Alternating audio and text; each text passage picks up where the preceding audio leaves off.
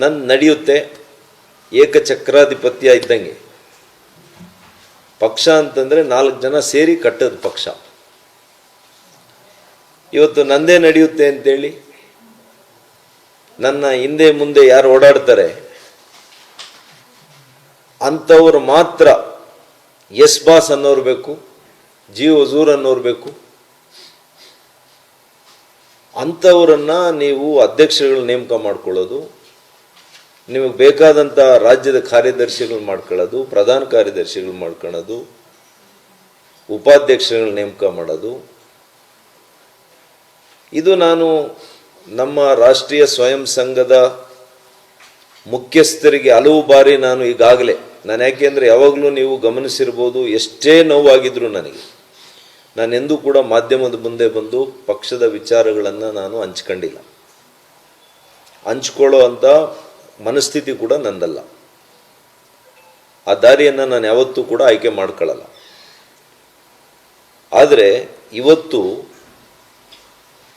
ಯಾವ ವ್ಯಕ್ತಿಯನ್ನು ಯಾರನ್ನು ಮುಖ್ಯಮಂತ್ರಿ ಮಾಡಬೇಕು ಅಂತೇಳಿ ನನ್ನ ಇಡೀ ರಾಜಕೀಯದ ಬದುಕನ್ನೇ ನಾನು ಪಣಕ್ಕಿಟ್ಟು ಬಂದಿರುವಂಥ ವ್ಯಕ್ತಿಯನ್ನು ಇವತ್ತು ರಾಜಕೀಯ ಸಮಾಧಿ ಮಾಡಬೇಕು ಅಂತ ಹೊರಟಿದ್ದಾರಲ್ಲ ಇವತ್ತಿನ ರಾಜ್ಯಾಧ್ಯಕ್ಷರು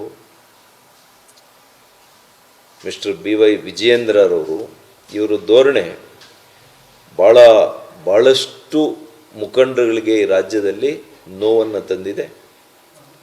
ಇವರು ಖಂಡಿತವಾಗಿಯೂ ಕೂಡ ಇವರು ಇದೇ ದಾರಿಯಲ್ಲಿ ನಮ್ಮ ಕೇಂದ್ರದ ನಾಯಕರು ಇವರಿಗೆ ಏನು ಸ್ವಾತಂತ್ರ್ಯ ಕೊಟ್ಟಿಲ್ಲ, ಆದರೆ ಯಾರನ್ನೂ ಒಂದು ವಿಶ್ವಾಸಕ್ಕೆ ತೆಗೆದುಕೊಳ್ಳುವಂಥ ಒಂದು ಗುಣ ಇವರಲ್ಲಿಲ್ಲ. ಇವರು ಈಗಾಗಲೇ ಮುಖ್ಯಮಂತ್ರಿನೂ ಆಗಿದ್ದಾರೆ ಅಥವಾ ಮುಖ್ಯಮಂತ್ರಿಗೆ ಮೇಲಿದ್ದಾರೋ ನನಗೆ ಗೊತ್ತಿಲ್ಲ. ಇವರ ಕಾರ್ಯವೈಖರಿ, ಇವರ ಒಂದು ಅಹಂಕಾರ, ಇವರ ಒಂದು ದರ್ಪ ಇರ್ಬೋದು. ಅವ್ರ ಹತ್ರ ಸಾವಿರಾರು ಕೋಟಿ ಇದೆಯೋ ಏನೋ ಗೊತ್ತಿಲ್ಲ ನನಗೆ. ಆದರೆ ಒಬ್ಬ ರಾಜಕಾರಣಿ, ಒಬ್ಬ ರಾಜ್ಯಾಧ್ಯಕ್ಷ, ಇವತ್ತು ನಾನು MP ಆಗಿದೆ, 8 ಕ್ಷೇತ್ರಗಳು ಬರಪೀಡಿತ ಒಂದು ಇವತ್ತು ಯಾವ ರೀತಿ ಬರಪೀಡಿತ ಇದೆ ಆ ರೀತಿಯಲ್ಲಿ BJPಗೆ ಬರ ಅಲ್ಲಿ. ಅಂಥ ಕಡೆ ನಾನು ಕಾಂಗ್ರೆಸ್ ಸರ್ಕಾರ ಇರುವಂಥ ಕಾಲದಲ್ಲಿ ಪ್ರತಿಕೂಲ ಹವಾಮಾನ ಇದ್ದಂಥ, ರಾಜಕೀಯ ಹವಾಮಾನ ಇದ್ದಂಥ ಕಾಲದಲ್ಲಿ ನಾನು ಇಷ್ಟು ಮತಗಳಲ್ಲಿ ಗೆದ್ದಿದ್ದೇನೆ.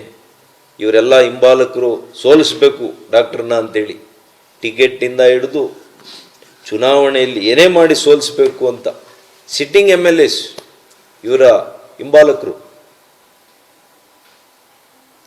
ಅವ್ರು ತಗೊಂಡಿರೋದಕ್ಕಿಂತ ಜಾಸ್ತಿ ತಗೊಂಡೆ, ಅದು ಬೇರೆ ವಿಚಾರ. ಅದು ನಮ್ಮ ರಾಜಕೀಯ ಒಂದು ನಮ್ಮ ಅನುಭವ, ನಮ್ಮ ಮೇಲೆ ಪ್ರೀತಿ ಇಟ್ಟಿರ್ತಕ್ಕಂಥ ನಮ್ಮ ಜನತೆ, ಭಗವಂತನ ಆಶೀರ್ವಾದ, ಇದರಿಂದ ಅದೇ. ಹಾಗಾಗಿ ಇವತ್ತು ಸೌಜನ್ಯಕ್ಕೆ ಕೂಡ ಅವ್ರು ನನ್ನ ಜೊತೆ ಚರ್ಚೆ ಮಾಡಿಲ್ಲ ಇಲ್ಲಿವರೆಗೂ. ನಾನೇ ಅವರಿಗೆ ಫೋನ್ ಮಾಡಿದ್ದೇನೆ ಕಳೆದ 10 ದಿವಸದಲ್ಲಿ.